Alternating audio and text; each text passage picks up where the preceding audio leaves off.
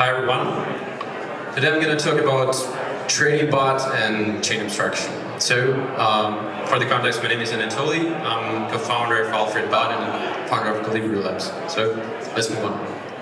So last year we've seen the phenomenon that more and more users started to using trading bots, and they use them more than traditional DM front ends and non-custodial wallets. And for the context, like the trading bot is just the messenger interface on top of centralized server, which hosts your EOA and then executes some automated trades, mostly for some speculation use cases and for some automation stuff. Yeah, in terms of the numbers, bots volume is already 9 billion, and more than 25% of DEX front-end transactions are done through trading bots. And yeah, it's around 4% of all total trading volume, from trading bots. Pretty impressive so far. And why? The question is why? Why do people trade in their messenger? Why people delegate their key access to some centralized server? And the simple answer is UX, and only UX. So basically, we cannot deny the fact that speculation is one of the largest crypto use cases. And people like to speculate, and people do speculate a lot. They do speculate with leverage trading on centralized exchange, and they speculate with meme coins and cheat coins trades on DeFi. And basically speculating in your traditional DM front end has some UX challenges. Especially when you're dealing with shitcoins. So you have front-running RPC issues, lack of automation tool, rug pools, etc., etc., etc. You're not able to estimate gas fast. And basically, trading bots, they just give you ability to do it fast and speculate in your messenger, exactly in the place where you find alpha. But today, they abstract away all those tech challenges and risks for you as a DeFi user. But actually, bots can be better. In the context of fragmented liquidity, the domain switching becomes a real challenge. And why? Because basically crypto narratives, they're highly dynamic. So we have BRC20 stuff, then we have base snipes, then we have Solana meme coins, a moment of silence, and then everyone back to Ethereum with ERC404. No one knows what it is, but yeah, something happening there.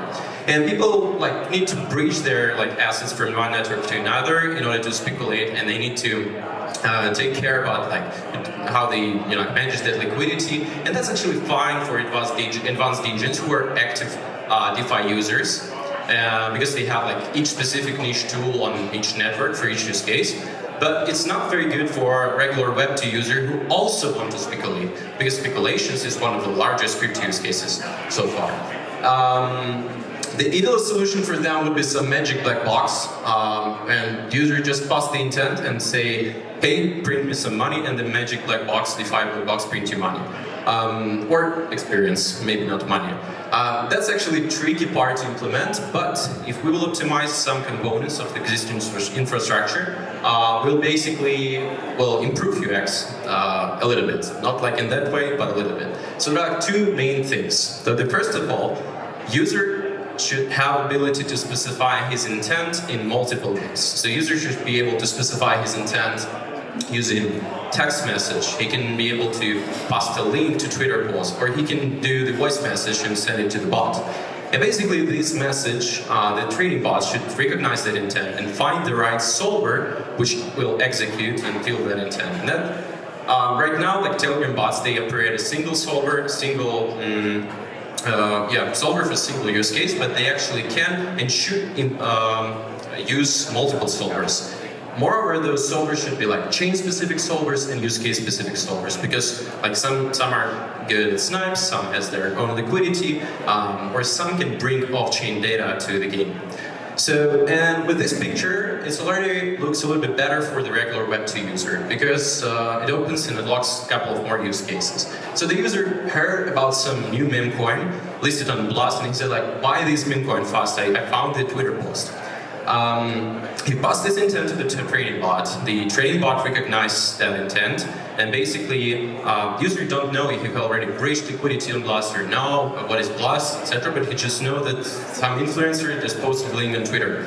And basically, trading bot finds the right solver on the destination network, frees some required amount of money on user account and acts as an escrow in this case, and yeah, waits until like solver will fill the intent and lend the required amount to the user wallet on the destination network. Or user is driving his car and he sends like WhatsApp message, I have like assets in my wallet, please sell them fast in 5 days, for example, and stake the results somewhere where it's efficient. And of course, the same thing. The trading bot can find the right solvers on the like different networks, require them to execute the intent, aggregate the result, and breach that result somewhere. And again, user don't care about like where he had those liquidity. Or finally, the user want a dump position and use the Twitter account as a stop loss stuff.